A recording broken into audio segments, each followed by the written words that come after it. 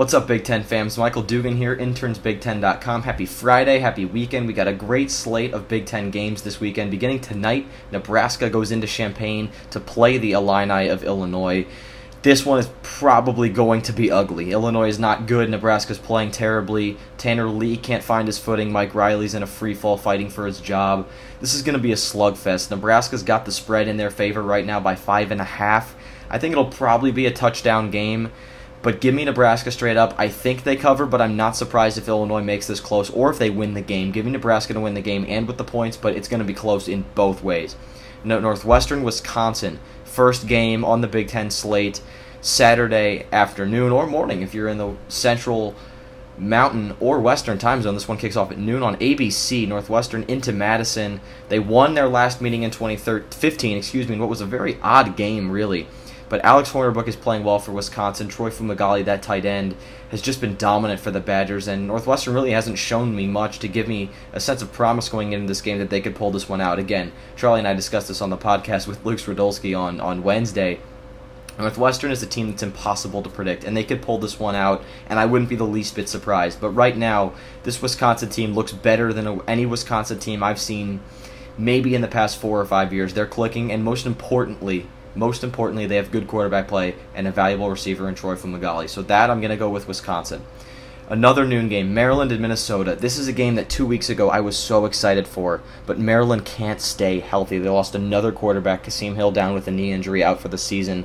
I don't think they have any quarterbacks left on their roster. I think they're pulling guys off of College Park streets to play quarterback for them. Max Bortenschlager, I think, is going to be the quarterback going into this one for Maryland. Connor Rhoda from Minnesota has found his groove with the Gophers, and they've kind of started to find their identity.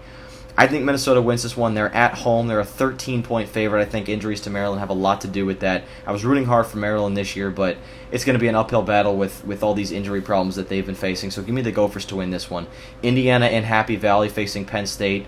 I think this one could get ugly fast. Indiana held Saquon Barkley to under 60 yards last season in Bloomington. I don't think that happens this year. Fresh off that Iowa win, I think Penn State comes out pounding in this one. They're favored by 18.5. I think they win by 20 points in this one. Iowa and Michigan State.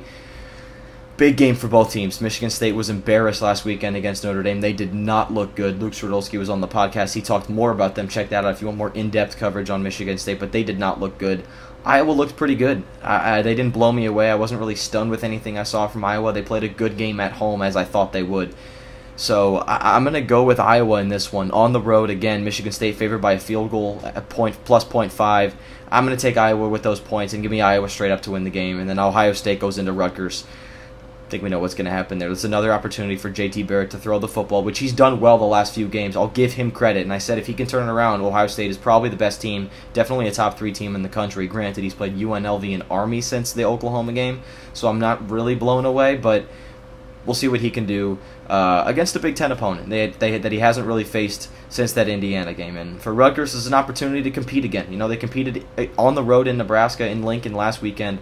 It was an impressive performance. I was very impressed with the fact that they didn't have Janarian Grant, and they still competed really until the very end. I was blown away by that, especially in such a tough road environment. So hats off to Rutgers. That was a great effort by them. This is going to be a very tough challenge hosting Ohio State and all the talent that they have across the field, but we'll see. I don't know. Maybe Rutgers can keep this one close.